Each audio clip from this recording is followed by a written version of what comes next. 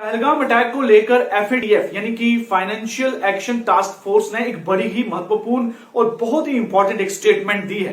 देखिए, भारत के हवाले से ये स्टेटमेंट बहुत मायने रखती है, जिसमें उन्होंने कहा कि पहलगाम अटैक बिना पैसे के हो ही नहीं सकता।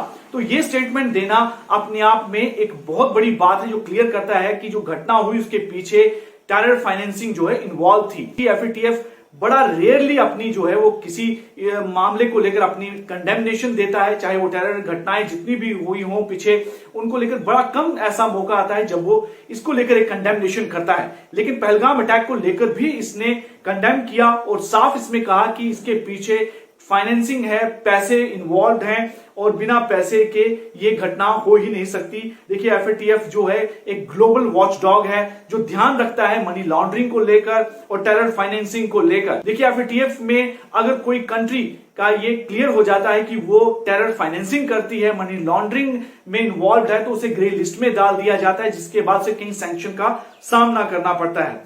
हालांकि भारत हमेशा ये कहता रहा है कि पाकिस्तान जो है वो भारत की सरजमीन पर टेरर फैलाता है, यहां पर टेरर घटनाओं को अंजाम देता है। भी घटनाएं यहां पर देखने को मिलती हैं कि जो आतंकवादी संगठन है उन्होंने अपने कुछ चैरिटी ट्रस्ट बना रखे होते हैं। यहां पर इंटरनेशनल डोनर जो है पैसे देते हैं, बाद में उसका इस्तेमाल टेरर के लिए होता है, जो कि हिजबुल मुजाहिदीन, लश्कर तैयबा, टीआरएफ ये सभी इस तरह का काम करते हैं। इससे पहले पाकिस्तान को 2018 से लेकर 2022 तक जो है एफएटीएफ की ग्रे लिस्ट में रखा गया था, यानी कि इसको जो फाइनेंसिंग मिलती थी वो पूरी तरह से बंद हो गई। लेकिन अगर उसके बाद 2022 अक्टूबर में इसे ग्रे लिस्ट से हटा दिया गया और 34 पॉइंट का एक्शन प्लान दिया गया कि इसे ध्यान रखना होगा, अगर ये काम पूरे नहीं किए तो इसे फिर से ग्रे लिस्ट में डाल दिया जाएगा।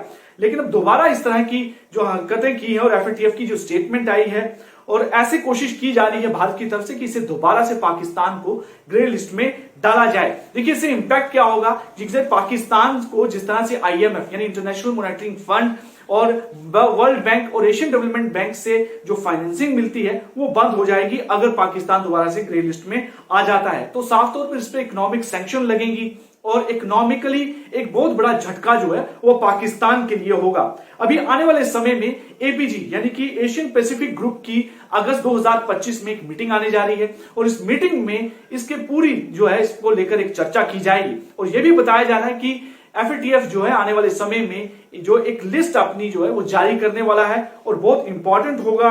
टेरर फाइनेंसिंग को लेकर एक लिस्ट जारी की जाएगी और कोशिश ये रहेगी भारत की कि पाकिस्तान को दोबारा से ग्रे लिस्ट में इसमें डाला जाए।